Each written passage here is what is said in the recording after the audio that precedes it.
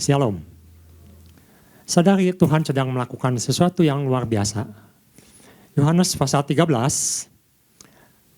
ayat 6. Di situ dikatakan, maka sampailah ia kepada, atau ia itu adalah Yesus, kepada Simon Petrus. Kata Petrus kepadanya, Tuhan, engkau hendak membasuh kakiku. Ini jadi dasar perenungan yang akan saya bawakan. Karena ini sesuatu yang menarik. Sebenarnya ini masalah pembasuhan kaki. Mengapa sampai Petrus menolak? Tuhan, apakah benar engkau akan membasuh kakiku? Dan Tuhan akan menjelaskan di ayat selanjutnya. Tetapi yang Tuhan pasangkan di minggu ini adalah tentang respon kita. Apa yang Petrus alami kelihatannya sesuatu yang sederhana. Bukan sesuatu yang rumit seperti misalnya tentang politik atau tentang mengapa negara kita ditolak menjadi tuan rumah sepak bola dunia. Rumit.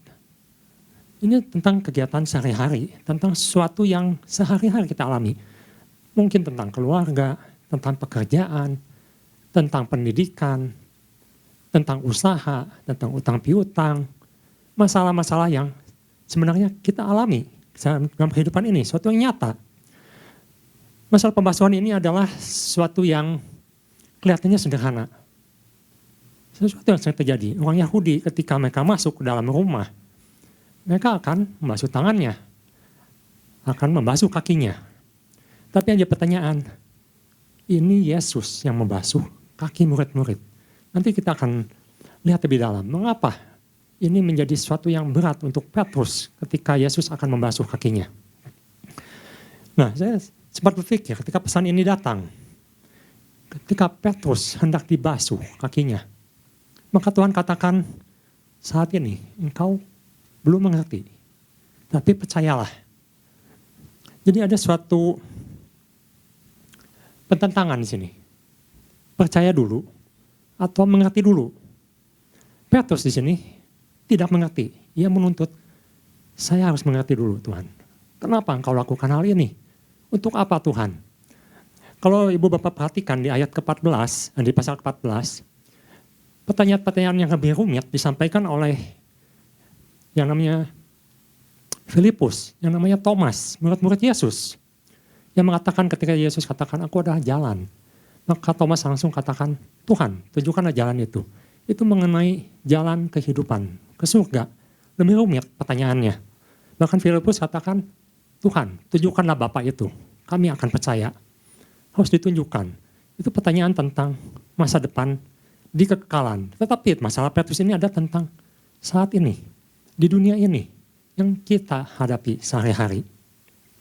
Ada satu cerita, ketika itu ada seorang pemuda, mungkin sekitar 20 tahun, dia sedang melakukan satu perjalanan dan dia naik pesawat dan duduklah ia di satu tempat. Dan tidak lama kemudian, mungkin karena penuh pesawatnya, lalu di sebelahnya itu duduk seorang gadis. Gadis yang masih kecil, yang mungkin usianya masih sekitar 10 tahunan. Dan ketika penerbangan itu berlangsung, pemuda ini mulai merasa bosan dan dia berkata pada si gadis ini, ya daripada kita menunggu perjalanannya lama, bagaimana kalau kita ngobrol-ngobrol saja.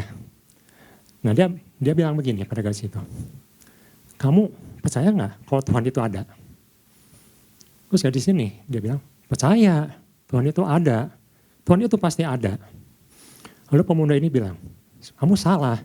Tuhan itu tidak ada. Bahkan ketika orang sudah sampai di ruang angkasa pun, mereka tidak melihat Tuhan. Tuhan itu tidak ada. Tapi puji Tuhan, rupanya gadis ini sudah tertanam di satu gereja, rajin ikut sekolah minggu, dan dia sudah mengenal firman. Gadis ini menjawab, Kak, sebelum saya menjawab, saya bertanya dulu satu pertanyaan pada kakak. Kakak tahu nggak bedanya kotoran kuda, kotoran kambing, sama kotoran sapi? Lalu pemuda ini berpikir, enggak tahu. Dan gadis ini menjelaskan, gini Kak, kalau kotoran kuda itu geluntung, pecah-pecah gitu ya, kayak bola gitu, besar-besar. Kalau kotoran sapi itu lebih encer. Nah kalau kotoran kambing itu bulat-bulat, kecil-kecil. Nah pemuda ini agak tersinggung. Dia katakan, gua mana tahu soal kotoran katanya. Kamu nanya soal kotoran, saya nggak tahu soal kotoran.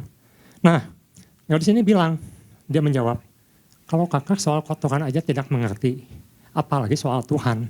Nah ini membuat satu pemikiran, bagaimana seorang bisa mengerti untuk sesuatu kalau dia tidak percaya. Dan ini menjadi satu pertanyaan Petrus di sini. Bagaimana ia bisa percaya untuk sesuatu yang tidak masuk akal, untuk sesuatu yang tidak memenuhi harapan dia, untuk suatu persoalan yang kita alami, yang tidak kita mengerti, yang tidak memenuhi harapan kita, tidak sesuai dengan keinginan kita, apakah kita bisa percaya tentang hal itu? Di Yohanes pasal 13 ayat 6-9 dikatakan, maka sampailah ia kepada Simon Petrus. Kata Petrus kepadanya, Tuhan, engkau hendak membasuh kakiku?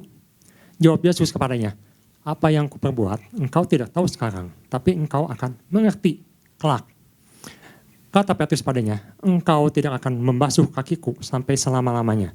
Jawab Yesus, jikalau aku tidak membasuh engkau, engkau tidak mendapat bagian dalam aku. Nah, jadi yang pertama, ada satu respon yang Tuhan ingin kita lakukan supaya kita tuh bisa melihat satu kemuliaan Tuhan, satu rencana Tuhan yang besar di depan dalam satu hal yang sebenarnya sederhana. Yang pertama, supaya kita bisa menyadari bahwa Tuhan itu sedang punya sesuatu yang luar biasa. Yang pertama adalah jangan pakai pikiran sendiri.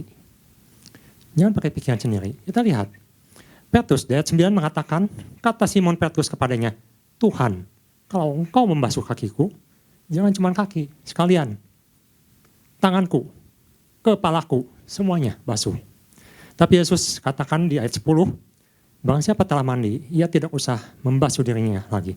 Selain membasuh kakinya, karena ia sudah bersih seluruhnya. Nah, jadi di sini, Petrus memakai pikirannya. Dia katakan, Tuhan kalau engkau membasuh, sekalian aja basuh tanganku dan kepalaku. Ini ada suatu pemikiran sendiri. Pemikiran yang sebenarnya dia sendiri tidak mengerti apa yang sedang terjadi. Mengapa ini menjadi suatu yang sepertinya menyulitkan Petrus ketika Yesus hendak membasuh kakinya? Saya sempat baca ada yang sempat menyelidiki tentang kebudayaan orang Yahudi. Ketika mereka masuk ke dalam rumah, hendak makan, mereka cuci tangan, dan ketika mereka akan masuk rumah, mereka membasuh kaki. Nah, seperti yang tadi dikatakan, yang jadi masalah, siapa yang membasuh kaki mereka? Karena orang Yahudi biasanya mereka punya pelayan. Ada pelayan atau hamba yang biasanya juga bisa budak, berarti budak. Nah, budak ini yang akan menyambut tuannya ketika dia sudah berjalan, keluar, dan kita ketahui waktu itu situasi tidak seperti sekarang. Jalan berdebu, kotor, kotoran di mana-mana, mungkin dari kotoran kuda, atau kotoran lembu, kotoran binatang, nempel. Sedangkan mereka pakai sandal, kaki menjadi kotor. Ketika mereka akan masuk rumah, mereka akan disambut oleh pelayan ini. Dan mereka akan mencuci kaki mereka sebelum masuk ke dalam rumah. Yang menarik, bahkan orang Yahudi pun ketika mereka akan masuk rumah, dikatakan hamba yang akan mencuci itu, kalaupun mereka punya hamba yang lain yang bukan orang Yahudi, maka tugas itu akan dialihkan kepada orang yang bukan Yahudi. Jadi ini seperti ada tingkatan. Untuk urusan kaki, kebersihan kaki, diberikan kepada hamba yang bukan Yahudi. Bahkan orang Yahudi pun yang menjadi pelayan tidak mencuci kaki tuannya. Diberikan kepada yang seolah-olah lebih rendah. Orang asing yang menjadi budak atau pelayan mereka. Nah ini menjadi sesuatu yang sulit untuk Petrus ketika melihat Tuhan, Mesias yang mau membasuh kakinya.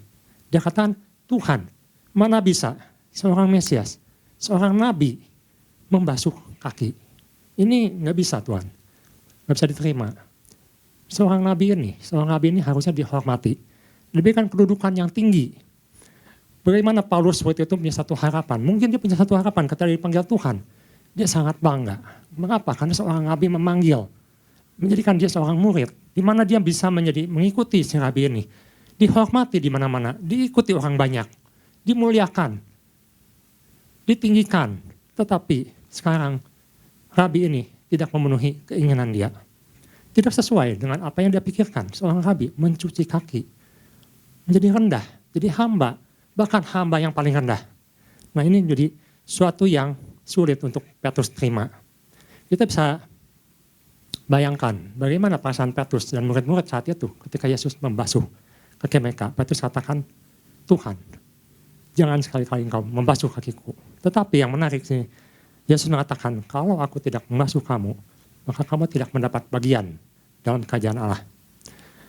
Dalam pekerjaan Yesus. Dan ini yang perlu kita renungkan, bagaimana respon kita ketika Tuhan merendahkan dirinya untuk mencuci kaki murid-muridnya. Respon ini sangat penting, Bapak Gembala sudah jelaskan. Ini satu titik kritis, di mana kalau kita memutuskan sesuatu yang salah, tentu akibatnya juga bisa salah. Kita ingat, ada seorang yang namanya Yefta. Yefta ini adalah seorang, tanda kutip, anak haram. Anak yang tidak diakui. Tetapi ketika dia mau dipimpin Tuhan, kita lihat, dia jadi seorang pahlawan. Dia menjadi seorang hakim. Tuhan tinggikan. Dia menjadi pemimpin bangsa Israel. Tetapi kita juga baca di berita, ada seorang anak SD yang sama-sama mengalami hal yang sama. Bapaknya meninggal, dibully, sama-sama dibully. Yefta pun dibully oleh saudara-saudaranya. Sedangkan anak ini dibully di sekolahnya. Ketika dia tidak tahan, maka kita baca di berita, responnya apa yang dia lakukan? Dia gantung diri. Ini sesuatu yang menyedihkan. Ketika seorang tidak bisa menerima, tidak mengerti, dia lakukan sesuatu yang salah. Dia bunuh diri. Anak ini bunuh diri. Itu bisa kita lihat di berita. Sama-sama mengalami hal yang sama dengan Yefta. Tapi responnya berbeda. Tindakannya berbeda. Yohanes 13 ayat 9 kali dikatakan Petrus berespon, kalau begitu Tuhan, sekalian saja. Tanganku, kakiku, kepalaku, semuanya Tuhan. Tuhan Yesus pernah mengajarkan, kalau kita ini sedang memiliki satu pikiran, maka pikiran itu jangan apa yang dipikirkan manusia, tapi pikirkanlah apa yang dipikirkan oleh Tuhan. Kita jangan memikirkan apa yang manusia pikirkan, tapi apa yang Tuhan pikirkan. Kita bisa lihat bahwa Saul itu selalu memikirkan apa yang dia pikirkan, apa yang dia inginkan. Contohnya, waktu dia menjadi raja, dia lakukan apa yang diinginkan hatinya. Bukan apa yang diinginkan Tuhan, bukan hukum Tuhan yang dilakukan, tapi dia lakukan apa yang menurut dia benar. Bahkan dia memberontak terhadap Samuel. Dia ambil alih kedudukan Samuel. Itu yang dilakukan oleh Saul. Dia hanya mengandalkan keinginannya, pemikirannya. Juga ada seorang yang bernama Simon. Simon ini adalah seorang yang sudah bertobat. Tetapi ketika dia melihat Petrus menumpangkan tangan dan turunlah Kudus, maka dalam pikiran Simon, aku ingin kuasa Roh Kudus, aku akan beli. Itu yang terjadi di Kisah pasal 8 ayat 18 sampai 21. Ibu Bapak bisa baca, bisa lihat di situ. Itu bukan cara Tuhan, itu cara Simon. Sehingga Tuhan katakan atau Petrus katakan di situ, kamu tidak punya hati yang lurus. Tidak punya hati yang lurus. Karena yang dipikirkan itu pikiran manusia. Semuanya bisa dibeli. Bahkan dia ingin membeli karunia Roh Kudus. Kadang-kadang mungkin kita seperti itu, ingin membeli. Supaya apa yang kita inginkan terjadi. Sedangkan Tuhan bukakan bahwa sesuatu yang Tuhan kerjakan ini adalah nanti suatu hari engkau akan melihat sesuatu yang indah, yang mulia, yang Tuhan kerjakan sekarang. Mungkin kita tidak mengerti apa yang kita alami sekarang, mungkin tidak mengerti. Mengapa Tuhan kehidupan saya seperti ini? Mengapa Tuhan saya harus alami hal seperti ini? Kita belum bisa mengerti. Tapi kita bisa bandingkan ya, kalau di tokoh di alam Alkitab ada seperti orang-orang yang belum mengerti. Tapi mereka lakukan apa yang Tuhan inginkan. Contohnya misalnya seperti Amran dan Yochebed. Ibu Bapak tahu ya, Amran dan Yochebed. Itu orang tuanya Musa. Waktu itu Firaun memerintah untuk membunuh semua anak yang kalau salah 3 bulan ke bawah. Tetapi itu harus dibunuh oleh orang tuanya sendiri malah. Tapi mereka punya iman. Kalau Tuhan punya rencana yang luar biasa atas anak ini, maka mereka menyimpan sampai 3 bulan dan sudah 3 bulan akhirnya mereka menyerah karena anak ini makin besar. Akhirnya mereka simpan dalam suatu wadah dan wadah yang diterpal dan mereka hanyutkan di sungai. Dan kita tahu cerita selanjutnya. Anak ini besarnya nanti adalah menjadi seorang pemimpin, menjadi seorang pangeran, menjadi seorang pemimpin yang Tuhan pilih untuk mengembalakan umat Tuhan Israel. Di padang gurun 40 tahun namanya. Anak menjadi sesuatu yang luar biasa. Di mana tujuan Tuhan tercapai. Apakah waktu itu Amran dan Yochebed lebih memilih untuk berpikir, kalau saya tidak menuruti Firaun, maka kita akan semua akan mati. Betul, bisa mati mereka. Kalau ketahuan mereka akan dibunuh. Tapi mereka lebih percaya. Lebih percaya dengan apa yang Tuhan janjikan, dengan apa yang Tuhan inginkan. Dan mereka memilih untuk mengambil hal itu. Sama halnya dengan Ruth. Ruth, orang asing. Seorang yang jauh, yang mempunyai dewa-dewa. Tetapi ketika Naomi kembali kepada umatnya, Ruth katakan, aku akan ikut karena Allahmu adalah Allahku, Tuhanmu adalah Tuhanku. Satu keputusan yang dia belum mengerti. Mungkin hidupnya di sana pun dia akan menderita, akan sulit, apalagi ikut seorang janda. Tidak berpengharapan, tapi dia memilih untuk memilih Allah yang benar. Nah, ini disebut dengan iman.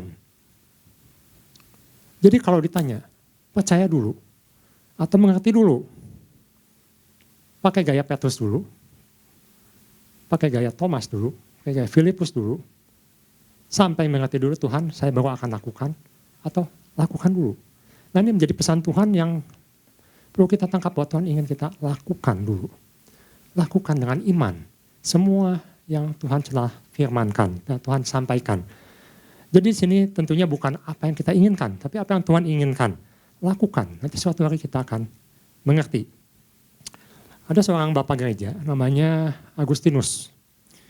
Ini sangat terkenal, Agustinus dari Hippo. Dia ini adalah seorang yang dulunya, waktu mudanya seorang begajulan. Hidup seenaknya, kehidupan malam, dia lakukan apa yang diinginkan hatinya, memuaskan dirinya. Tapi orang ini sangat pandai. Dia ini bahkan mempelajari semua filsafat-filsafat. Dia cari apa arti kehidupan. Dia sudah akhirnya menjadi dosen. Ketika dia umurnya masih muda, sekitar 20 tahunan dia sudah jadi dosen, mengajar filsafat. Dan orang-orang mengenal dia, mengakui dia sebagai orang yang hebat. Tapi dia akui kalau dia tidak menemukan apa artinya kehidupan ini. Karena dia katakan, dia tahu banyak, tetapi dia tidak mendapatkan kemerdekaan, kebebasan dalam hidupnya. Dia tidak menemukan apa yang dia cari. Sampai suatu hari di usia sekitar 30 tahunan, dia membaca tulisan-tulisan Paulus. Dan dia bertobat di situ. Dia katakan, untuk seseorang bisa mengerti, maka sebelumnya seseorang itu harus percaya dahulu. Jadi Agustinus katakan orang itu tidak bisa mengerti kalau orang itu tidak percaya dahulu. Sama seperti yang dia lakukan. Dia tidak mengerti. Tetapi pengertian ini bisa dia dapatkan waktu dia percaya pada Kristus. Ketika dia percaya Kristus, maka Roh Kudus memberikan dia pencerahan. Dia mengerti. Dan itu yang dia bagikan dalam karya-karya dia. Kadang kita menuntut untuk mengerti dulu. Tuhan, saya ingin tahu dulu, Tuhan ini mau bawa saya kemana. Tuhan, saya harus tahu dulu, saya harus bagaimana cara membayarnya. Tuhan, saya harus tahu, kenapa keluarga saya begini. Saya ingin pemecahan masalahnya Tuhan. Tapi Tuhan katakan, nanti suatu hari kamu akan mengerti. Tapi kamu percayalah dulu. Percaya pada ada janji-janji Tuhan, apa yang Tuhan arahkan. Percaya, jalanilah. Ilmu atau pengetahuan tidak bisa menjawab. Tetapi orang yang di dalam Tuhan, seperti kita, murid-murid Yesus, kita harus percaya bahwa Tuhan akan singkapkan suatu hari apa yang sekarang kita sedang alami. Itu dia yang pertama. Kita jangan mengandalkan pemikiran sendiri. Amsal 3 ayat 5-6 dikatakan, percayalah pada Tuhan dengan segenap hatimu, dengan semua keberadaanmu. Jangan bersandar pada pengertianmu sendiri. Akuilah dia dalam segala lakumu, maka ia akan meluruskan jalanmu. Dengan kata lain, dia akan membimbing jalanmu. Dia akan membukakan jalanmu. Dia akan mengarahkan jalanmu. Kita akan baca di 2 Korintus pasal 5 ayat 7, Paulus juga mengatakan, harusnya bagaimana kita hidup sebagai anak-anak Tuhan. Paulus mengatakan bahwa sebenarnya kita hidup itu karena percaya. Dengan kata lain atau terjemahan lain mengatakan, bagaimana kita menjalani hidup ini itu dengan cara percaya. Sebab hidup yang kami ini adalah hidup karena percaya, bukan karena melihat. Atau dengan kata lain, hidup yang kita alami sekarang ini, hidup yang harus kita jalani ini, itu karena hidup karena percaya. Hidup harus percaya. Itu yang Paulus katakan. Jadi percaya, ada ketaatan akan Tuhan arahkan. Jadi pertama, percaya dulu atau mengerti dahulu. Tuhan katakan percaya dahulu. Percaya dahulu, maka Tuhan katakan pada Petrus, engkau akan mengerti suatu hari nanti. Nah, kita lihat yang kedua, apa yang harus kita lakukan supaya kita bisa mengerti, kita bisa sadar ada sesuatu yang Tuhan sedang lakukan, sesuatu yang luar biasa. Di Yohanes pasal 13 ayat 36, situ katakan, Simon Petrus berkata kepada Yesus, Tuhan, kemanakah engkau pergi? Jawab Yesus, ke tempat aku pergi, engkau tidak dapat mengikuti aku sekarang, tapi kelak engkau akan mengikuti aku. Ini adalah satu jawaban dalam kehidupan Petrus, di mana suatu hari dia bukan hanya mengerti, tapi dia mengikuti teladan Yesus. Dia tahu dalam masa terakhir hidup Petrus, dia bahkan mengatakan, aku tidak layak disalibkan seperti Tuhanku. Aku memilih untuk disalibkan terbalik. Dia tahu, Tuhanku terlalu mulia, Tuhanku terlalu hebat. Aku tidak bisa disamakan dengan Tuhanku. Dia sudah mencapai satu pengertian dalam hidupnya, di mana dia katakan, aku tidak layak di hadapan Tuhan, tapi aku mengikuti apa yang Tuhan inginkan. Dia menggenapi apa yang Tuhan arahkan dalam kehidupannya. Jadi Tuhan ini, ketika dia berkata, engkau suatu hari akan mengerti, digenapi dalam kehidupan Petrus, sampai akhir dia meninggal, dia mati. Kita lihat di sini, ada perubahan dalam kehidupan Petrus. Dia mulai taat, walaupun dia belum mengerti. Ada satu perubahan hidup. Ada sesuatu yang berubah dalam kehidupannya. Kita lihat dalam kehidupan Petrus. Ketika Yesus sudah disalibkan, mati dan naik ke surga, maka Petrus boleh dikatakan menjadi sokoguru atau pemimpin jemaat di Yerusalem.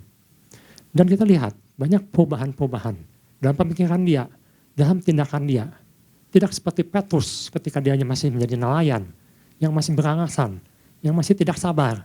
Tapi kita lihat ada perubahan yang drastis, perubahan yang luar biasa dalam kehidupan dia. Menjadi rasul yang penuh kasih, rasul yang bisa mengerti apa arti yang kehidupan yang Tuhan berikan pada dia. Karena itu di Ibrani pasal 12 ayat 6 dikatakan Tuhan itu membiarkan atau mengizinkan sesuatu terjadi. Untuk apa?